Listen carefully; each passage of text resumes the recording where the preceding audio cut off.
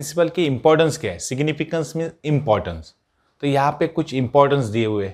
First है provide useful insight to manager, यानी manager को इंसाइट में जो कुछ भी हो रहा है उसके बारे में मालूमात होती है।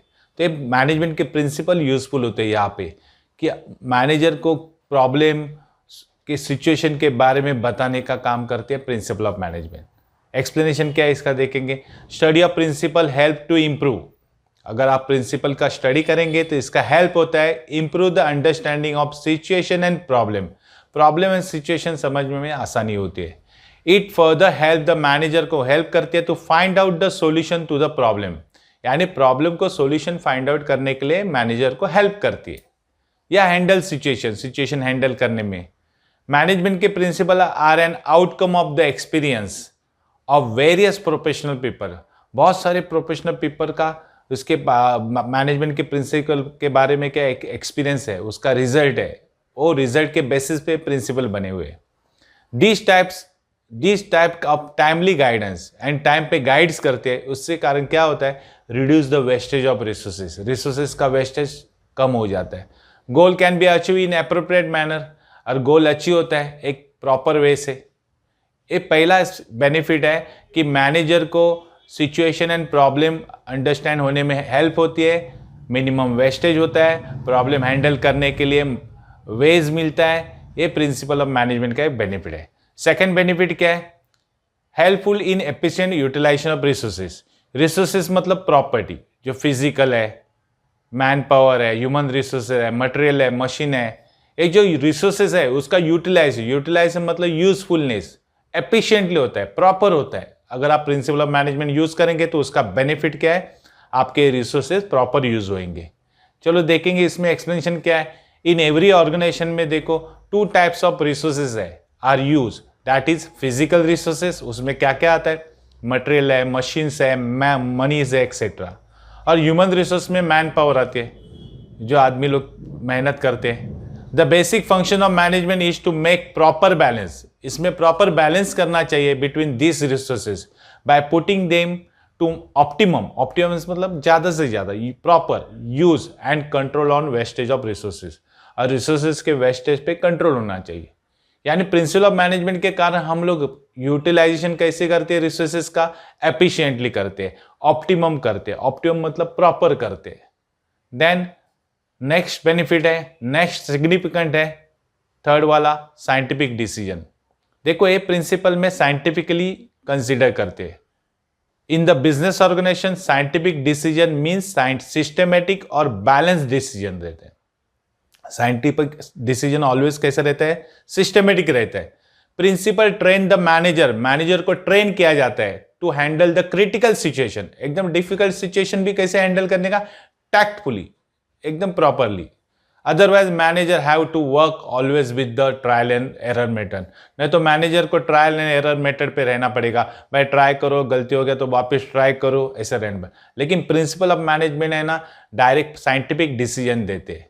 तो ये बेनिफिट है प्रिंसिपल ऑफ मैनेजमेंट का। नेक्स्ट सिग्निफिकेंट है fourth one, understanding of social responsibility.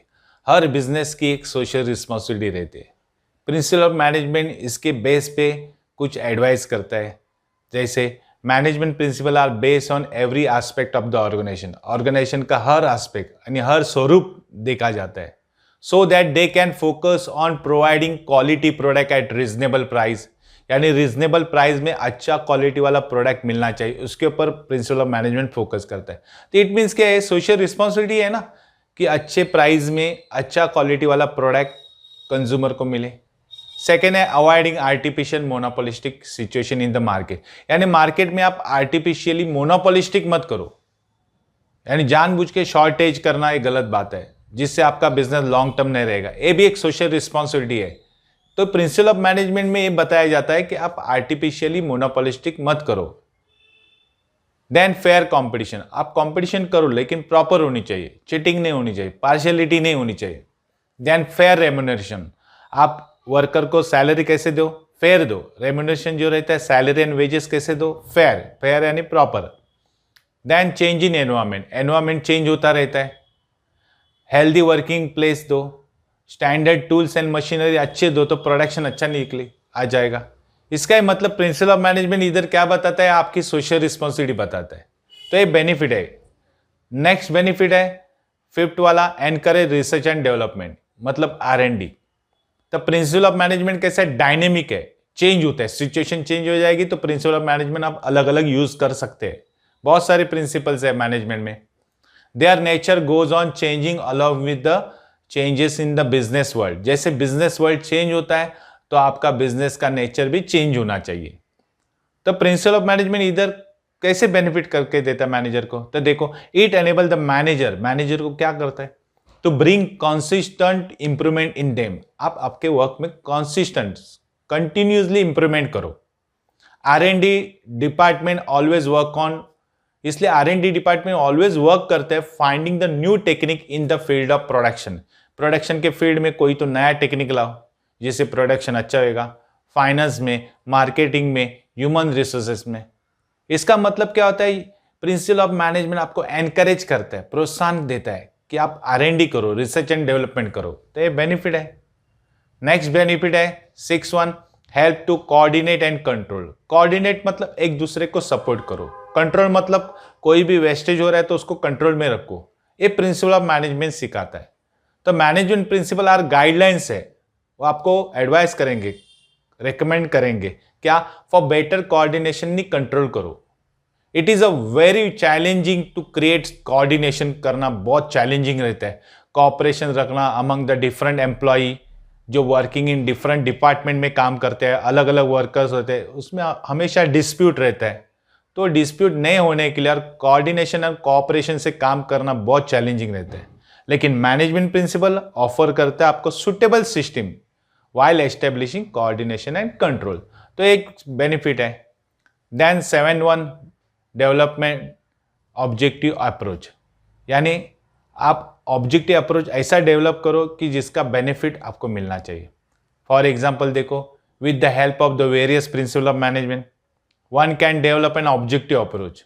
आप अगर प्रिंसिपल ऑफ मैनेजमेंट की हेल्प लोगे तो आपका जो ऑब्जेक्टिव रहता है ना, वो प्रॉपर डेवलप होएगा। मैनेजर क्या identify the business opportunity, management क्या करेगा, बिजनेस अपॉर्चुनिटी आइडेंटिफाई करेगा।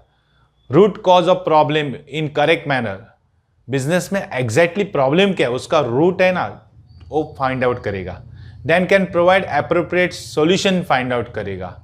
It build confidence in the mind of the customers के माइंड में वो कॉन्फिडेंस डेवलप करेगा। ये जो ऑब्जेक्टिव है ना, एकदम प्रॉपर डेवलप होने चाहिए। ये आपको प्रिंसिपल ऑफ मैनेजमेंट के कारण ही पॉसिबल होएगा। तो ये एक सिग्निफिकेंट है, एक बेनिफिट है जिससे मैनेजर को, बिजनेस ऑर्गेनाइजेशन को फायदा